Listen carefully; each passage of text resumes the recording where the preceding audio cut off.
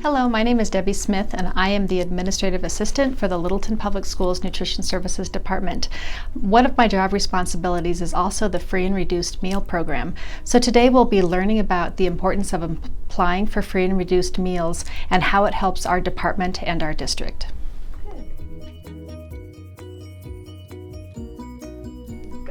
So what is the purpose of a free and reduced meal application? Well, it helps us to determine eligibility. And what is eligibility? Eligibility is determined based on household size and income. So a family may qualify for free or reduced price meals based on the information given on an application. Meal eligibility determines the price of school meals for a student. Normally it's free, reduced, or paid. However, this year things are a bit different. Due to COVID and everything going on, the USDA has given funding to schools to provide free meals for students this school year. This could change in the next years, so that's why it's important to always submit an application for free or reduced meals every school year. One of the questions you may be asking is, do I need to apply for free and reduced meals? And the answer is yes. We do need you to apply every year. Why is this important? Well, it helps us with federal funding and it also helps our district with grants. Plus, the meal eligibility only goes through the end of this school year, so it's important to get the information to us every year. So there are two ways to apply for free or reduced meals. We have an online application and a paper application. To find the online application, type littletonpublicschools.net into your computer browser. This will direct you to the Littleton Public Schools District website. Once you're on the website, click on the Explore tab, and then under Services, you'll find Nutrition. Click there. This will bring you to the Nutrition Services webpage. If you'll scroll down just a little bit, you'll find the information for free and reduced price meals. We have the online application available in English and Spanish. We'll click on the online application for English. This will bring you to the Titan page, which we use for our free and reduced meal application. And this is where you'll complete your application for free or reduced meals. The first thing you'll do on the Titan meal application is type in the school district. It should auto-populate. Make sure it's Littleton Public Schools in Littleton, Colorado. Then it's going to bring up some more general information. For this, I'm just going to put in the district address. But of course, you would put this in for your family.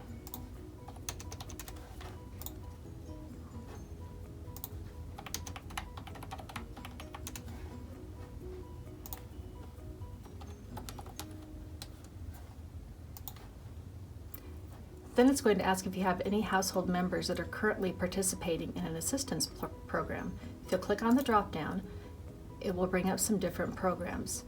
The food distribution program on Indian reservations. This technically or often is not used in our district. The supplemental nutrition assistant program, we do have families that do use this program, and temporary assistance for needy families is also an assistance program that families could use here in our district.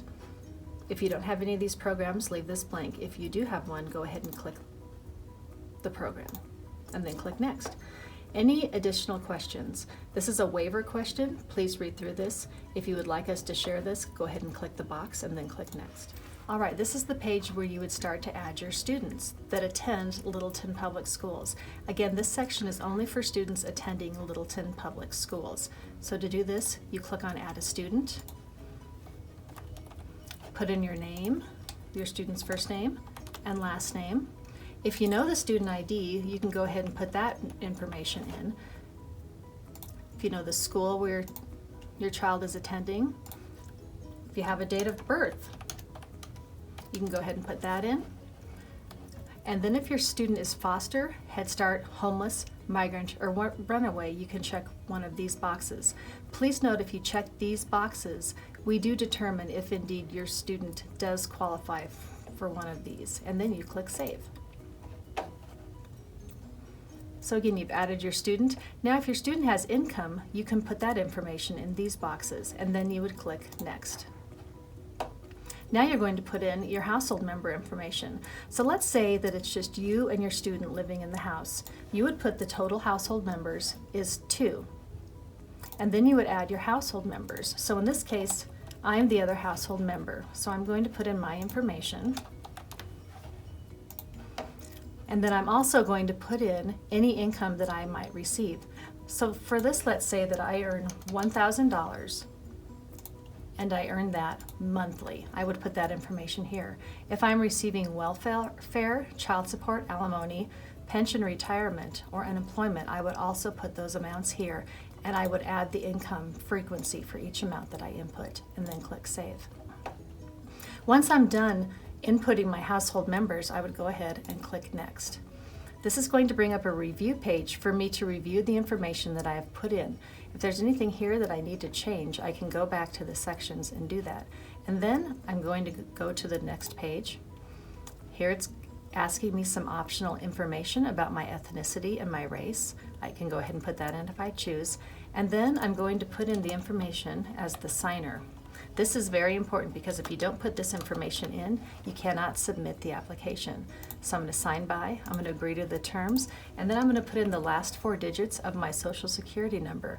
If you don't have a Social Security number, please click the box over here that you don't have a Social Security number. You do not need a Social Security number to complete a free or reduced application. Once that information is in, you can read through the non-disclosure statement, non-discrimination statement, and then you would submit your application. Once the application is submitted, it comes to the Nutrition Services Office where the information is verified.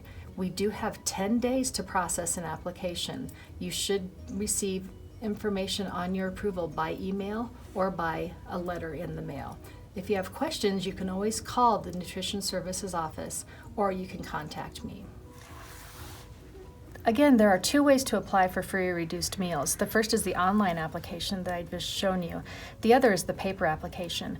These are available at your child's school, in the main office, the kitchen, or even here at the Education Service Center from the registrar or from the Nutrition Services Office. The application is a folder that comes with both the English, the Spanish application, and then information on how to complete the application in English and Spanish.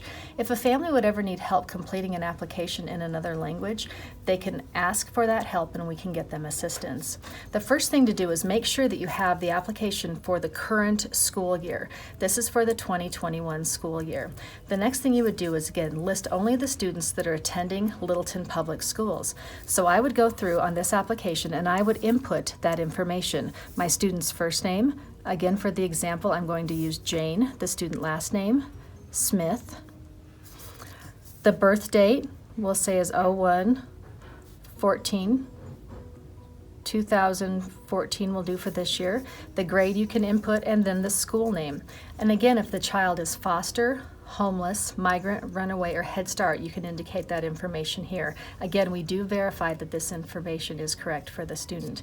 Once you've completed all your student information, then you go to step 2. This is asking if your household currently participates in any of the following assistance programs. Again, SNAP, TANF, or FDPAR.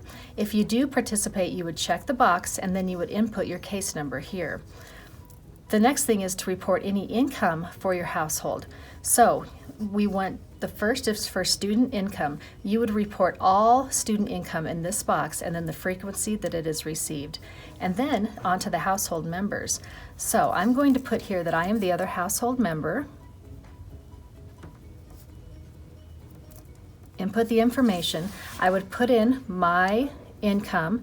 So in this case, I'm going to say that I receive income monthly of $1,000, and we'll pick this up, and then that I get this monthly. So I would either fill in this box or check it. If I receive any public assistance or any other information, I would put that here. If there are other people in my household that are receiving income, I would list their names and then the income amount they receive and the frequency. The next box that's important is the total household members. If it's only me and my student in the household, I would put that there are 2 people in my household. And then the next thing I would need to fill out is the Social Security information. We're only wanting the last 4 numbers of the Social Security. So in this case, I'm going to say that the last 4 numbers of my social security number are this, I would put that here. Now, if you don't have a social security number, that's okay. Just input, don't put any information here, and then check the box that you don't have a social security number. You do not need a social security number to complete a free or reduced meal application. Step 4 is just contact information and the adult signature. So here I would put in my street address,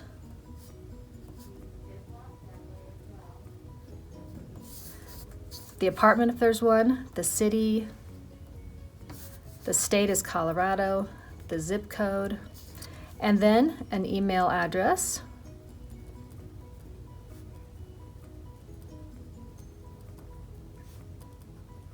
Next, I would go down here and put in a phone number.